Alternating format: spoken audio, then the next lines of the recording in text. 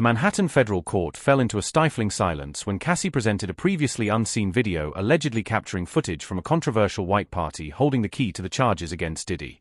According to the prosecutor, this evidence could completely alter the course of the trial and unveil secrets the Combs family had desperately tried to keep hidden. From the very first moments, the atmosphere in the courtroom shifted dramatically.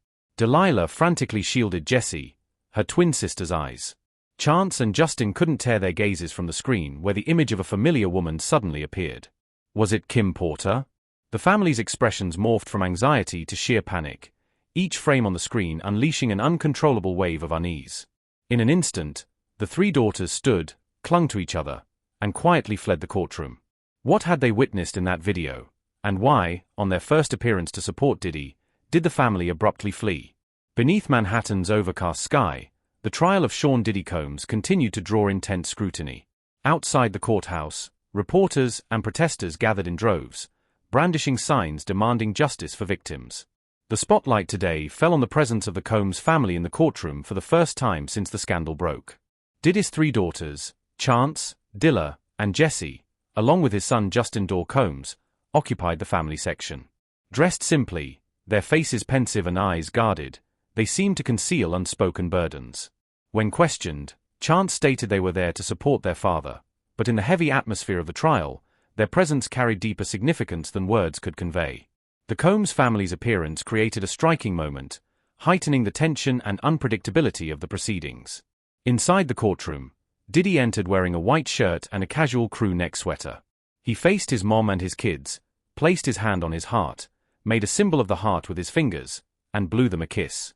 The courtroom was enveloped in taut silence pierced only by the faint rustle of documents and the subdued breaths of those present.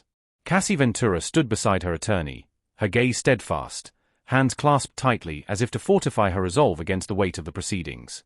Prosecutor Rachel Harper, a seasoned woman with silver hair neatly swept back and delicate wire-framed glasses, rose from the prosecution's table. She approached the bench with measured steps, her voice low, resonant, and imbued with unwavering authority. "Miss Ventura," she began, "please recount your experiences with Mr. Sean Combs, particularly those incidents tied to the allegations of coercive control and abuse." Cassie drew a deep breath, stepping deliberately toward the witness stand. Her lips pressed together, her voice soft at first but growing steadier with each word. "I kept the photos," she said, her tone carrying a resolute clarity. "Photos I took after Sean abused me." The air in the courtroom seemed to thicken, heavy with anticipation. Cassie received a folder from her attorney Samantha Kleen and opened it, lifting each photograph before the jury.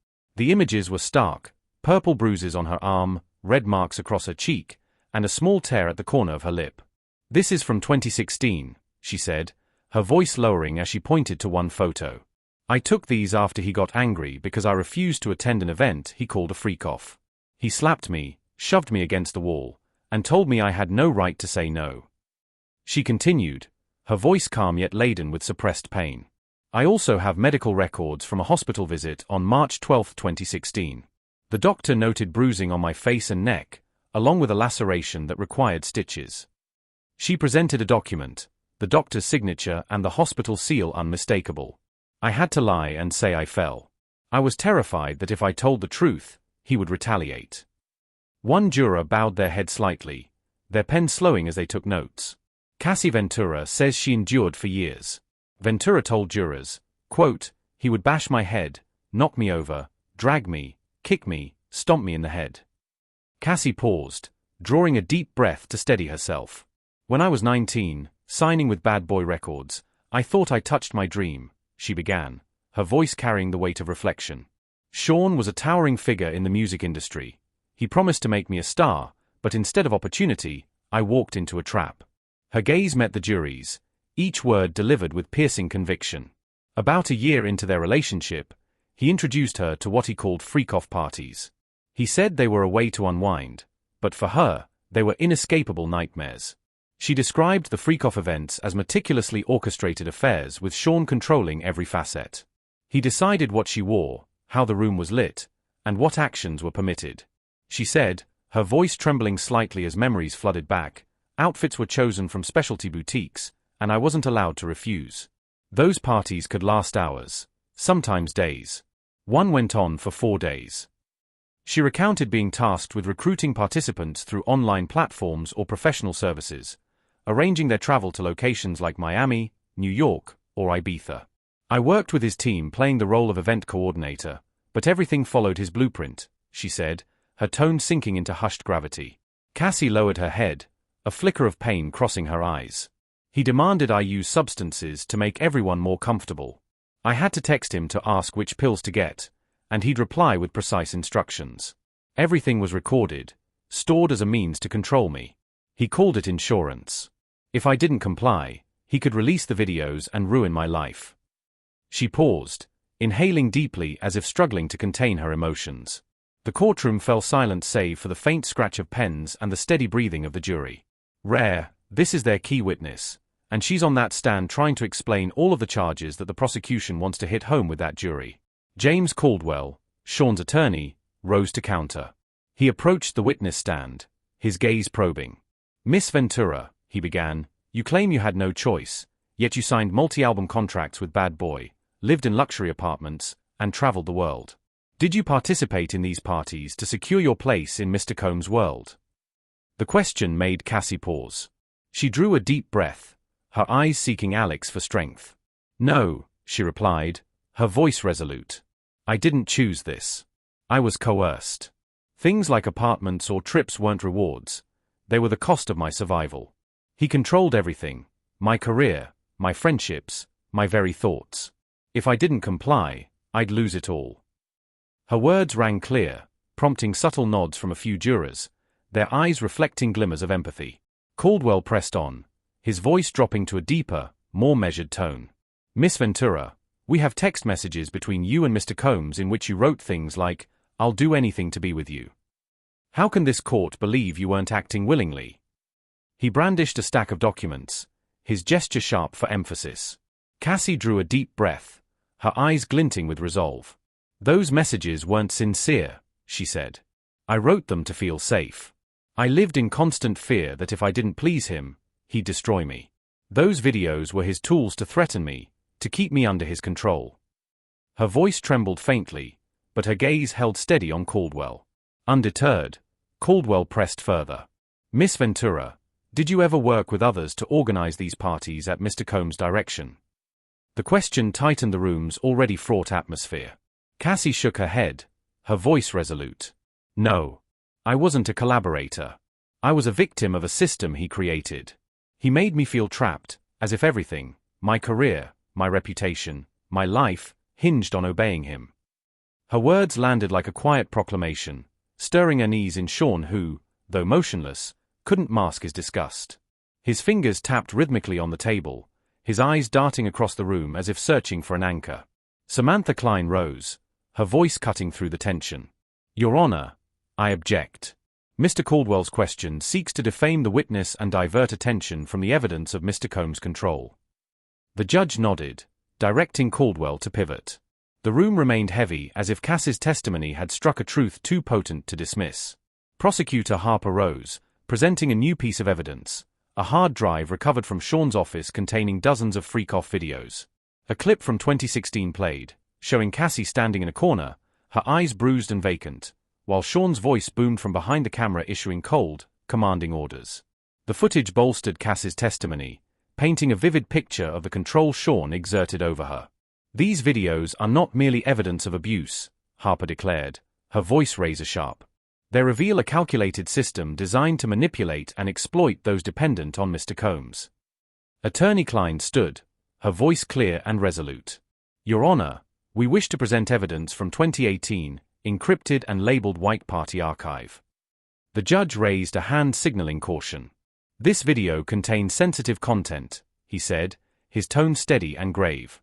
To protect privacy, the courtroom will shift to a closed viewing only. The jury, attorneys. From bustling street corners to trending threads on X, public speculation had reached a boiling point over Justin Combs' unexpected courtroom outburst earlier that morning. His terse, emotionless statement to reporters, "My family's pain is real, but the truth will prevail," had done little to quell rumors swirling like wildfire through social media feeds.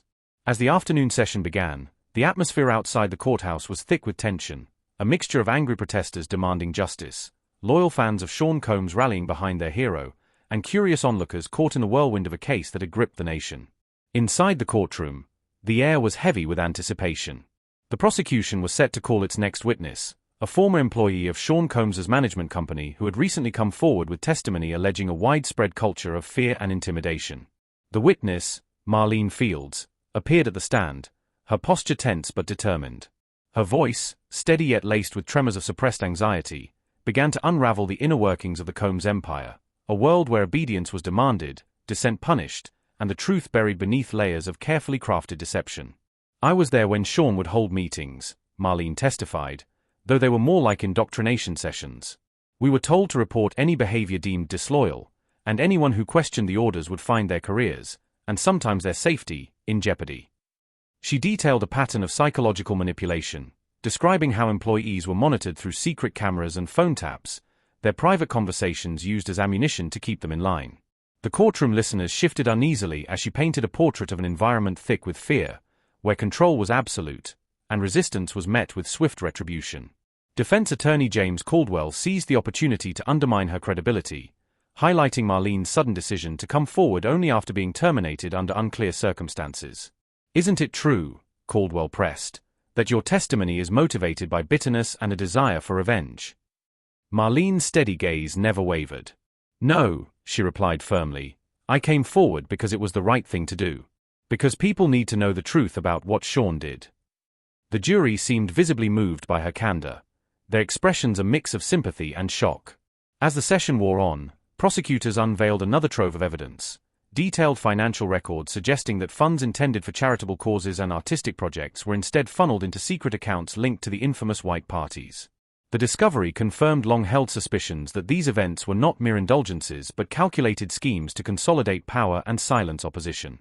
The prosecution argued that these funds supported a network of enablers and facilitators who kept the system running smoothly, ensuring that victims remained isolated and helpless. Outside, the crowd's mood was volatile. A group of activists, holding banners emblazoned with hashtags like #JusticeForCassie and #EndAbuseInTheIndustry, clashed with supporters of Combs. Heated exchanges gave way to chants and cries, the courthouse steps echoing with calls for accountability. Meanwhile, journalists scrambled to capture every moment, their cameras focusing on the family members who had become unwilling symbols of a deeply fractured legacy.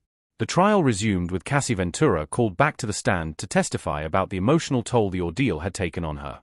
Her voice cracked as she recounted sleepless nights, bouts of anxiety, and the overwhelming fear that haunted her every step.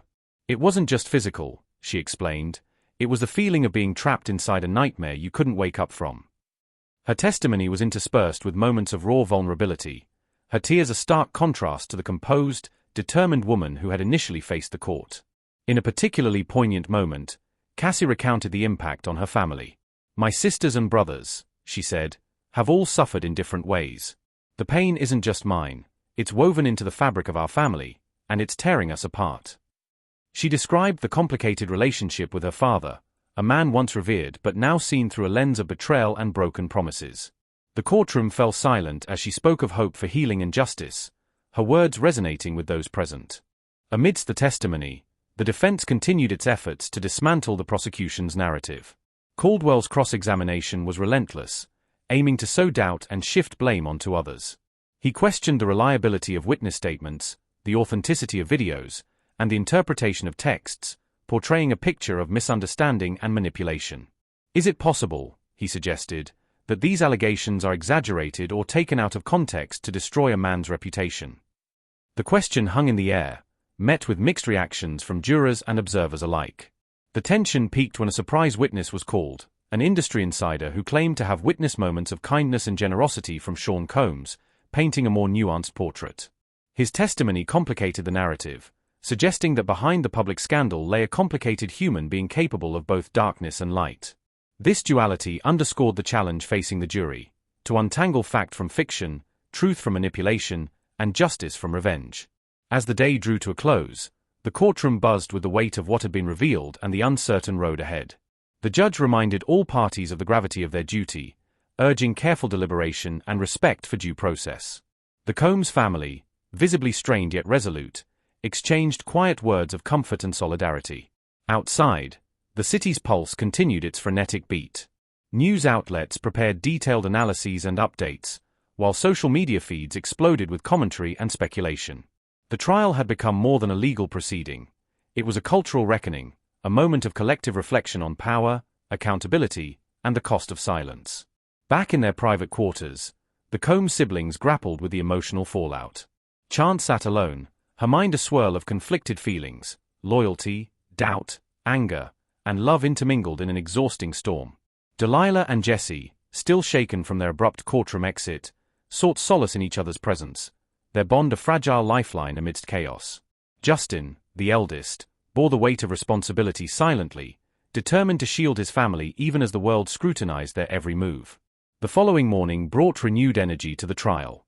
Prosecutor Rachel Harper, galvanized by the previous day's revelations, opened with a compelling statement that set the tone for what many anticipated would be a pivotal phase. "This case is about power abused and lives shattered," she declared, "but it is also about courage, the courage to speak, to fight, and to seek justice." Her words echoed through the courtroom, underscoring the stakes not just for Sean Combs but for the broader culture of accountability. Witness after witness took the stand, former party attendees, staff members, psychologists specializing in trauma, and experts in digital forensics, each contributing pieces to a complex puzzle. Together, their testimonies constructed a chilling mosaic of manipulation, exploitation, and resilience. The jury, attentive and engaged, absorbed every detail, the gravity of their task becoming ever clearer. In a dramatic turn, new footage was introduced showing Sean Combs in candid moments, negotiating hush payments and issuing veiled threats. The videos, meticulously authenticated, exposed a web of coercion reaching far beyond the courtroom walls. The prosecution argued that this evidence underscored the systemic nature of the abuse, implicating not just an individual but an entire culture complicit in enabling such behavior. The defense, meanwhile, sought to humanize Combs, introducing testimonies from longtime friends and collaborators who painted a picture of a man struggling with personal demons and the pressures of fame. They contended that many of the accusations were motivated by greed, jealousy, or misunderstandings. "We ask this jury to look beyond the headlines," Caldwell implored, "and consider the full context of this man's life and choices." The trial's emotional intensity reached new heights when Chance took the stand to testify. Her demeanor was composed, yet the pain behind her eyes was unmistakable. She spoke candidly about the fractured family dynamics, the challenges of growing up in the public eye, and the complicated legacy left by their father. Her testimony was a powerful reminder of the human cost behind the legal battle, the lives irrevocably altered by abuse, silence, and betrayal. As the days progressed, the courtroom drama unfolded like a tightly scripted play, each act revealing new twists and turning points. The jury wrestled with conflicting narratives, the defense and prosecution locked in a battle of wills that kept observers on edge. Media coverage intensified, with commentators dissecting every development and social media becoming a battleground of opinion and outrage. Outside the courthouse, vigils were held for victims, community leaders called for systemic reforms, and survivors found strength in